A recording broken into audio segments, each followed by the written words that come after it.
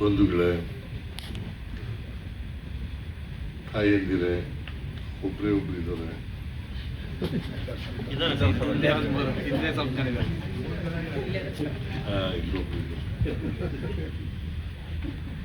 ಅಲ್ಲೊಬ್ರು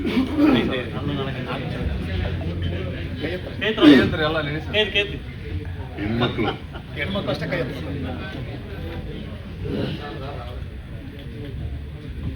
ತಾಯಂದಿರೇ, ಸುತ್ತಲಮ್ಮ,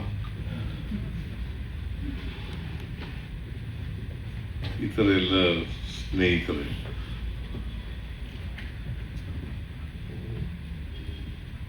ಇವತ್ತು ಒಳ ಮೀಸಲಾತಿ ಹೋರಾಟಗಾರರು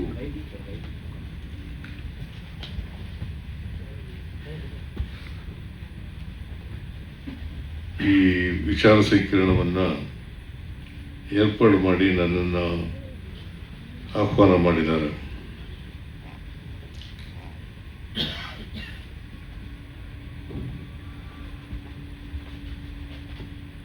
ನಾನು ಈಗ ಸರ್ಕಾರದ ಮುಖ್ಯಸ್ಥ ಅಲ್ಲ.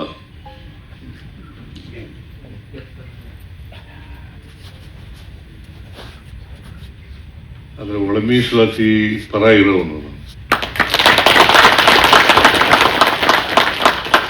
ಮೀಸಲಾತಿ ಪರ ಇರೋರು,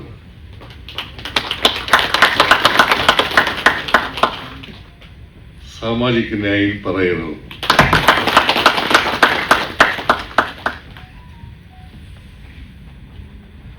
ಒಳ ಮೀಸಲಾತಿ ವಿಚಾರದಲ್ಲಿ ಯಾವತ್ತೂ ಕೂಡ ರಾಜಿ ಆಗಲ್ಲ, ಮುಂದೇನೂ ರಾಜಿ ಆಗಲ್ಲ.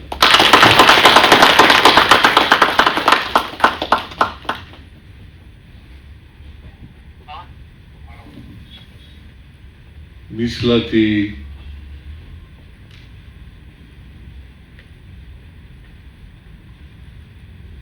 ಶೋಷಿತ ವರ್ಗದವರಿಗೆ ಇರಲೇಬೇಕು.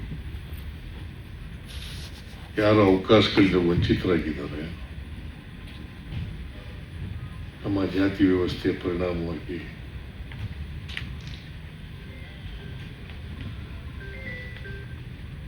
ಅನೇಕ ಜನ, ಬಹುತೇಕ ಜನ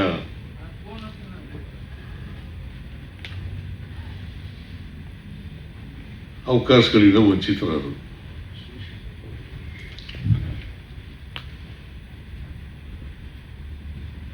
ನಾವ್ಯಾರೂ ದಡ್ಡರಲ್ಲ.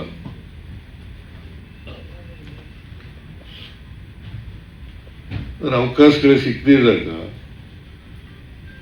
ಬುದ್ಧಿವಂತಿಕೆ ಪ್ರದರ್ಶನ ಮಾಡಲಿಕ್ಕೆ ಸಾಧ್ಯನೇ ಆಗಲ್ಲ. ಅದಕ್ಕೋಸ್ಕರ ಅವಕಾಶಗಳನ್ನ ಎಲ್ಲರಿಗೂ ಕೊಡ್ತಕ್ಕಂಥದ್ದು ಸಮಾನವಾಗಿ ಅತ್ಯಂತ ಅವಶ್ಯ ಅಂತಕ್ಕಂಥ ಮಾತುಗಳನ್ನ ಈ ಸಂದರ್ಭದಲ್ಲಿ ಹೇಳಲಿಕ್ಕೆ ಬಯಸ್ತಾ ಇದ್ದಾರೆ. ಬಾಬಾ ಸಾಹೇಬ್ ಅಂಬೇಡ್ಕರ್ ಅವರು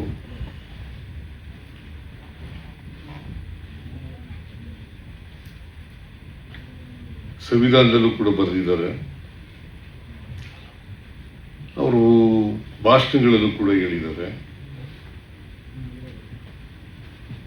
ಎಲ್ಲಿವರೆಗೆ ಎಲ್ಲರಿಗೂ ಸಮಾನ ಅವಕಾಶಗಳು ಸಿಕ್ಕಲ್ಲ ಅಲ್ಲಿವರೆಗೆ ಅಸಮಾನತೆ ನಿವಾರಣೆ ಆಗಲ್ಲ. ಅಸಮಾನತೆ ನಿವಾರಣೆ ಆಗ್ಬೇಕಾದ್ರೆ ಎಲ್ಲರಿಗೂ ಸಾಮಾಜಿಕ, ಆರ್ಥಿಕ, ರಾಜಕೀಯ ಶಕ್ತಿ ಬಂದಾಗ ಮಾತ್ರ ಸಾಧ್ಯ ಆಗ್ತದೆ.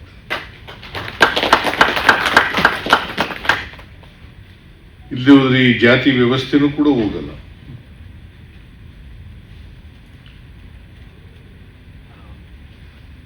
ಯಾಕಂದ್ರೆ ಬಹಳ ವರ್ಷಗಳಿಂದ ನಾವು ನೋಡ್ತಾ ಇದ್ದೀವಿ, ಬುದ್ಧನ ಕಾಲದಿಂದ ಇವತ್ತಿನವರೆಗೆ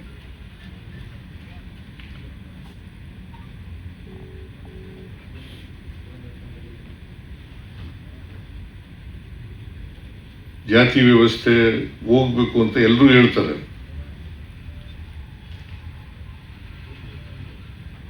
ಜಾತಿ ವ್ಯವಸ್ಥೆ ಪರಿಣಾಮವಾಗಿಯೇ ಅವಕಾಶಗಳಿಂದ ವಂಚಿತರಾಗಿರ್ತಕ್ಕಂಥದ್ದು. ಈ ಚತುರ್ವರ್ಣ ವ್ಯವಸ್ಥೆಯಲ್ಲಿ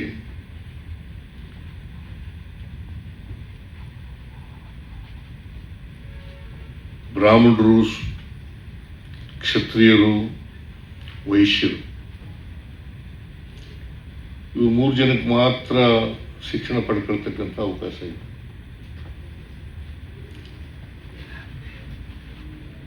ಶೂದ್ರರಿಗೆ ಅವಕಾಶ ಪಡ್ಕೊಳ್ತಕ್ಕಂಥ ಅವಕಾಶ ಇದೆ.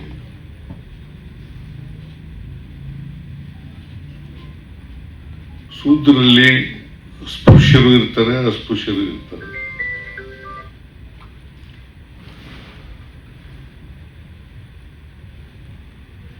ಈ ಅಕ್ಷರ ಸಂಸ್ಕೃತಿಯಿಂದ ವಂಚಿತರಾದಂಥ ಕಾರಣಕ್ಕೋಸ್ಕರನೇ ನಾವೆಲ್ಲರೂ ಕೂಡ ಅವಕಾಶಗಳಿಂದ ವಂಚಿತರಾಗಬೇಕಾದಂಥ ಪರಿಸ್ಥಿತಿ ನಿರ್ಮಾಣ ಆಗಿದೆ.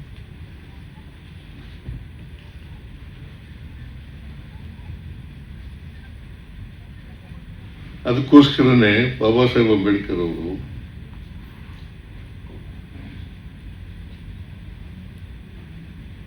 ಸಂವಿಧಾನ ಅಂಗೀಕಾರ ಆಗೋಕ್ಕಿಂತ ಒಂದಿನ ಮುಂಚಿತವಾಗಿ ಕಾನ್ಸ್ಟಿಟ್ಯೂಂಟ್ ಅಸೆಂಬ್ಲಿನಲ್ಲಿ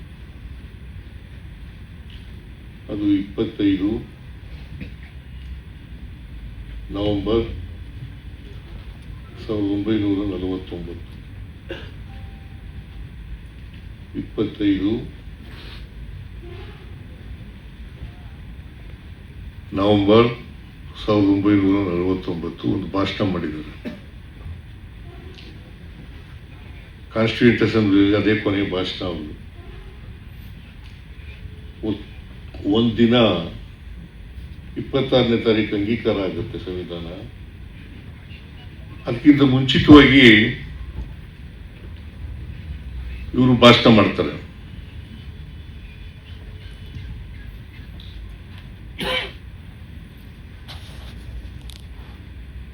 ಏನಂತ ಭಾಷಣ ಮಾಡ್ತಾರೆ? ನಮಗೆ ಸ್ವಾತಂತ್ರ್ಯ ಬಂದಿದೆ,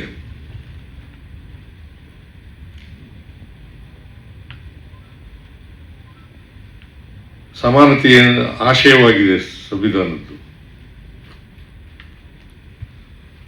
ಸಮಾಜ ನಿರ್ಮಾಣ ಮಾಡಬೇಕು. ಇದು ಸಂವಿಧಾನದ ಆಶಯ.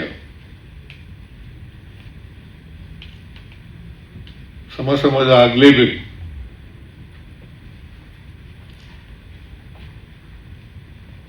ನಮಗೆ ವೋಟಿಂಗ್ ರೈಟ್ ಕೊಟ್ಟಿದ್ದಾರೆ. ರಾಷ್ಟ್ರಪತಿಗೂ ಒಂದೇ ವೋಟು, ಕೂಲಿ ಕಾರ್ಮಿಕರಿಗೂ ಒಂದೇ ವೋಟು. ಆದರೆ ಸಾಮಾಜಿಕವಾಗಿ ಆರ್ಥಿಕವಾಗಿ ಆಗಿಲ್ಲ. ರಾಜಕೀಯವಾಗಿ ಆಗಿಲ್ಲ. ಒಂದು ವೋಟು, ಒಂದು ಮೌಲ್ಯ, ಅದು ಓಕೆ, ಸಂವಿಧಾನದಲ್ಲಿ ಕೊಟ್ಟಿದ್ದಾರೆ. ಆದರೆ ಆರ್ಥಿಕವಾಗಿ ಸಾಮಾಜಿಕವಾಗಿ ಇದೆಯಾ?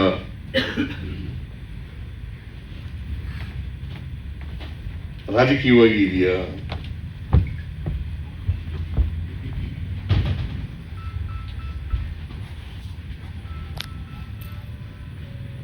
ಅದು ಇಲ್ಲ. ಅದಕ್ಕೋಸ್ಕರ ಆರ್ಥಿಕವಾಗಿಯೂ ಸಾಮಾಜಿಕವಾಗಿ ರಾಜಕೀಯವಾಗಿ ಕೂಡ ಹೇಗೆ ಒಂದು ಓಟು ಒಂದು ಮೌಲ್ಯ ಅಂತ ಇದೆ, ಅದೇ ರೀತಿ ಬರಬೇಕು. ಅದು ಬರದೇ ಹೋದ್ರೆ ಅಸಮಾನತೆ ಹಂಗೆ ಉಳ್ಕುತ್ತದೆ, ಜಾತಿ ವ್ಯವಸ್ಥೆ ಹಂಗೆ ಉಳ್ಕುತ್ತದೆ. ಈಗ ಬಸವಣ್ಣನವರು ಹೇಳಿದ್ರು 850 ವರ್ಷಗಳ ಹಿಂದೆ, ಇವನಾರವ ಇವನಾರವ ಇವನಾರವ ಎಂದೆನಿಸದಿರಯ್ಯ, ಇವನಮ್ಮವ ಇವನಮ್ಮವ ಇವನಮ್ಮವ ಎಂದೆನಿಸಯ್ಯ, ನಿನ್ನ ಮನೆಯ ಮಗನೆಂದೆನಿಸಯ್ಯ, ಕೂಡಲ ಸಂಗಮದೇವ. ಅದಾಗಿದೆಯಾ? 850 ವರ್ಷಗಳ ಹಿಂದೆ ಹೇಳಿದ್ದು. ಸಂವಿಧಾನ ಬಂದು 76 ವರ್ಷ ಆಯ್ತು, ಇವತ್ತುವರೆಗೆ ಹೋಗಿಲ್ಲ ಅಂತಕ್ಕಂಥ ಚಿತ್ರನೇ ಸಮಾಜದಲ್ಲಿ ನಾವು.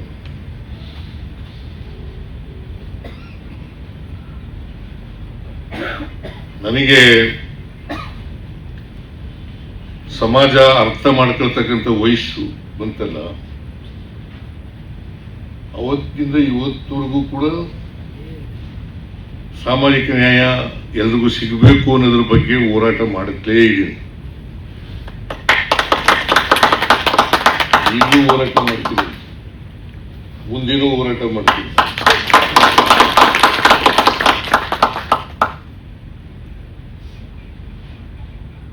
ಇದು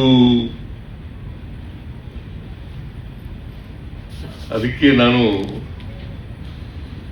ಒಂದು ನನ್ನ ಜೀವನದಲ್ಲಿ ನಡೆದಿರ್ತಕ್ಕಂಥ ಘಟನೆಯನ್ನ, ಅನುಭವವನ್ನ ಎಲ್ಲ ಕಡೆ ಹೇಳ್ತಾ ಇರ್ತೀನಿ. ಜಾತಿ ವ್ಯವಸ್ಥೆ ಯಾಕೆ ಹೋಗಿಲ್ಲ? 850 ವರ್ಷಗಳ ಹಿಂದೆ ಬಸವಣ್ಣ ಹೇಳ್ದ, ಬಾಬಾ ಸಾಹೇಬ್ ಅಂಬೇಡ್ಕರ್ ಅವರು 75 ವರ್ಷಗಳ ಹಿಂದೆ ಹೇಳಿದ್ರು, ಅದಕ್ಕಿಂತ ಹಿಂದೆನೂ ಹೇಳಿ.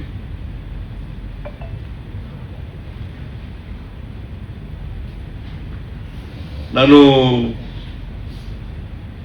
BSc ಓದ್ತಾ ಇರುವಾಗ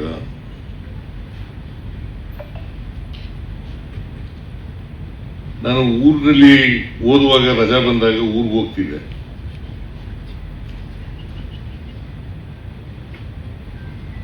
ನಮ್ಮಪ್ಪ ಒಂದು ಕೆಲಸ ವಹಿಸಿದ ನನಗೆ. ಅದೇನಪ್ಪ ಅಂತಂದ್ರೆ, ಮನೇಲಿ ಇರ್ತಕ್ಕಂಥ ದನಕರುಗಳಿಗೆ ಮಧ್ಯಾಹ್ನದ ವೇಳೆ ನೀರು ಕುಡಿಸೋದು. ನಾನು ಆ ಕೆಲಸನ ಚಾಚು ತಪ್ಪದೇನೆ ಮಾಡ್ತಿದ್ದೆ. ಆಗ ಬೋರ್ವೆಲ್ಗಳು ಇರಲಿಲ್ಲ, ಸೇರಾ ಬಾವಿಗಳು ಇರ್ತಿದ್ದವು, ಓಪನ್ ವೆಲ್ಗಳು.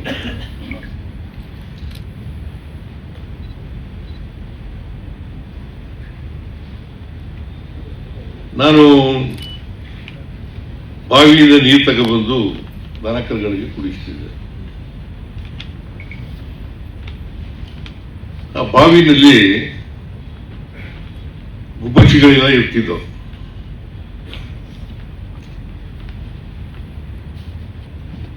ಆ ಗುಬ್ಬಚ್ಚಿಗಳು ಎಲ್ಲ ಗೂಡು ಕಟ್ಕೊತಿದ್ವಲ್ಲ,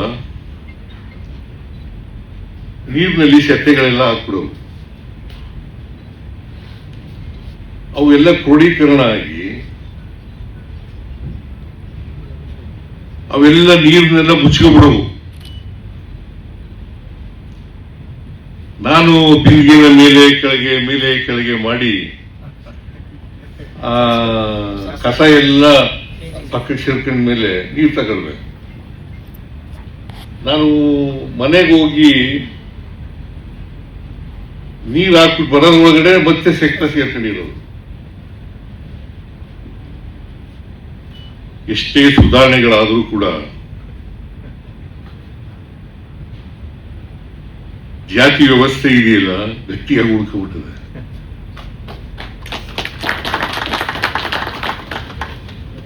ಮತ್ತೆ ಅದೇ ಕೆಲಸ ಮಾಡಬೇಕು.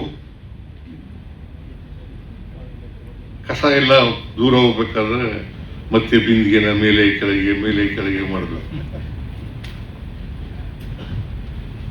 ಹಂಗೆ ನಮ್ಮ ಜಾತಿ ವ್ಯವಸ್ಥೆ ಇದೆಯಲ್ಲ, ಸುಧಾರಣೆಗಳಾದಾಗ ಸ್ವಲ್ಪ ಪಕ್ಕಕ್ಕೆ ಸೇರ್ತದೆ, ಮತ್ತೆ ಸೇರ್ಕೊಬಿಡ್ತದೆ.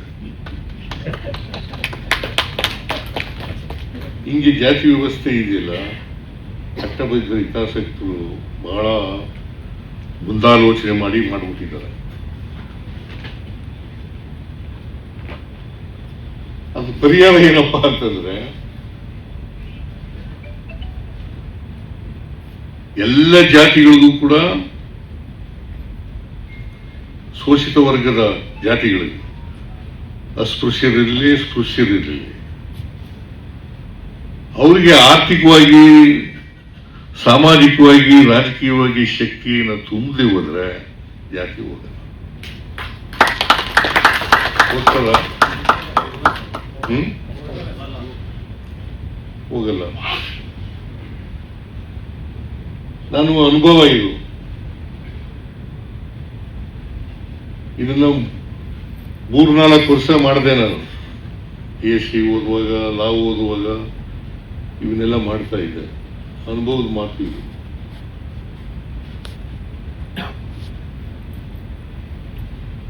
ಅದರಿಂದ ನಮ್ಮ ಜಾತಿ ವ್ಯವಸ್ಥೆಗೆ ಲೋಹಿ ಅವರು ಹೇಳ್ತಾ ಇದ್ರು, ಜಾತಿ ವ್ಯವಸ್ಥೆಗೆ ಚಲನೆ ಇಲ್ಲ. ನಮ್ಮ ಸಾಮಾಜಿಕ ವ್ಯವಸ್ಥೆ ಇದೆಯಲ್ಲ, ಜಾತಿ ವ್ಯವಸ್ಥೆ ಇದೆಯಲ್ಲ, ಚಲನೆ ಇಲ್ಲ.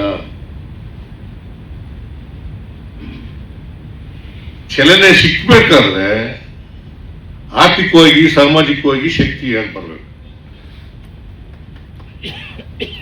ಈಗ ನಾನು ಗ್ರಾಜ್ಯುಯೇಟ್ ಆದರೆ ಅಥವಾ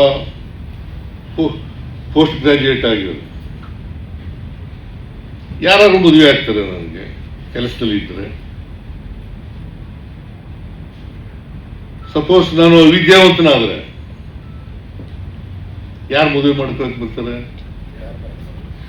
ಯಾರು ಬರಲ್ಲ. ಅದಕ್ಕೋಸ್ಕರ ಸಾಮಾಜಿಕವಾಗಿ ಶಕ್ತಿ ಬರಬೇಕು, ಆರ್ಥಿಕವಾಗಿ ಶಕ್ತಿ ಬರಬೇಕು. ಇವೆರಡೂ ಇಲ್ಲೇ ಹೋದ್ರೆ ಅಸಮಾನತೆ ಹಂಗೆ ಮುಂದುವರ್ಕೊಂಡು, ಅಸಮಾನತೆ ಎಲ್ಲಿವರೆಗೆ ಇರ್ತದೆ ಅಲ್ಲಿವರೆಗೆ ಜಾತಿ ವ್ಯವಸ್ಥೆ ಇರ್ತದೆ. ಎಲ್ಲರಿಗೂ ಸಮಾನ ಅವಕಾಶಗಳು ಸಿಕ್ಕಿದಾಗ,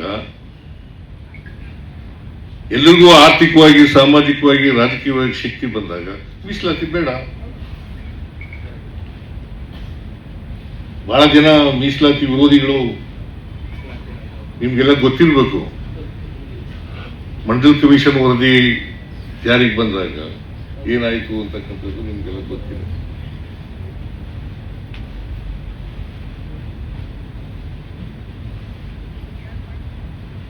ಅಮಾಯಕ ವಿದ್ಯಾರ್ಥಿಗಳನ್ನ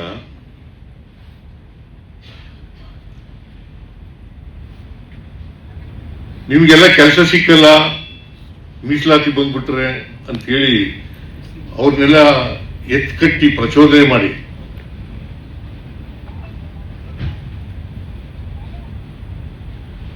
ಅವರು ಬೆಂಕಿ ಹಚ್ಕೊಂಡು ಆಹುತಿ ಮಾಡ್ಕೊಳ್ತಕ್ಕಂಥ ಕೆಲಸವನ್ನ ಮಾಡೋದು, ಪ್ರಾಣ ಹತ್ಯೆ ಮಾಡತಕ್ಕಂಥ ಕೆಲಸ.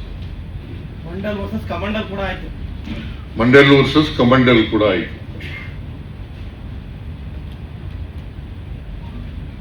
ಒಂದು ವೇಳೆ VP ಸಿಂಗ್ ಪ್ರಧಾನಮಂತ್ರಿ ಆಗಿ ಹೋಗಿದ್ರೆ ಮಂಡಲ್ ಕಮಿಷನ್ ಜಾರಿ ಆಯ್ತಿತ್ತೋ ಇಲ್ವೋ ಅಂತ ಗೊತ್ತಿಲ್ಲ.